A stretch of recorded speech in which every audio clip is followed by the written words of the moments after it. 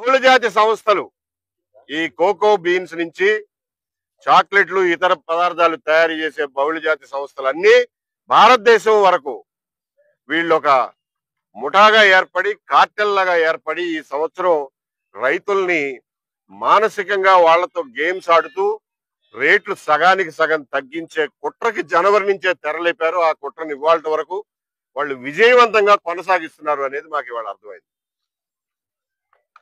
Cocoa గింజల విషయంలో ప్రభుత్వానికి ఇప్పటి వరకు చట్టపరంగా ఎటువంటి నియంత్రణ లేకపోవటం వల్ల ప్రభుత్వం కూడా ఈ రోజున వాళ్ళని ఏ రకంగానూ నియంత్రించే పరిస్థితి లేకుండా పోయింది. చివరికి మంత్రి గారు 50 రూపాయలు గవర్నమెంట్ వైపు నుంచి కిలోకి ఇచ్చి మీకు 500 రూపాయలకి కొనిపిస్తామని చెప్పడాన్ని కూడా మేము ఖచ్చితంగా వ్యతిరేకిస్తున్నాం. ఎందుకంటే ఆ ఇచ్చే 50 రూపాయలు మన ప్రజల దగ్గర నుంచి వసూలు చేసుకున్న పన్నుల డబ్బులు. పేద కూలి జనాల దగ్గర నుంచి తీసుకున్నటువంటి జిఎస్టి పన్నుల్లో నుంచి కిలోకి 50 రూపాయలు గవర్నమెంట్ రైతులకు ఇస్తాననడం మన జేబులో డబ్బులు తీసుకుని మనకే ఇచ్చినట్టుగా ఉంది తప్ప ఈ కంపెనీలను ఏమాత్రం ఒక్క రూపాయి కూడా వాళ్ళు రేటు పెంచే పరిస్థితి కనపడలా.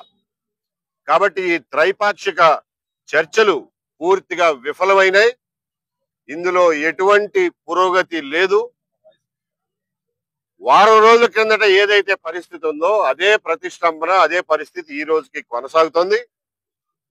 రైతులు ఈ పరిష్కారాన్ని నిర్ద్వందంగా తిరస్కరిస్తున్నాం. ఇవాళకి 880 రూపాయలు ఉన్న రేటుని 450 రూపాయలకి అమ్ముకోవాల్సినటువంటి అగత్యం రైతులకు పట్టడం మన కర్మ. ఈ కంపెనీని నమ్మి మేము 25 ఏళ్ల నుంచి సాగు చేస్తున్నందుకు ఈ కంపెనీ మాకు ఇచ్చినటువంటి బహుమానం కింద నేను భావిస్తున్నా. దీన్ని అంతర్జాతీయ మీడియా సంస్థల ద్వారా కూడా బహుళజాతి సంస్థలు చేస్తున్నటువంటి ఈ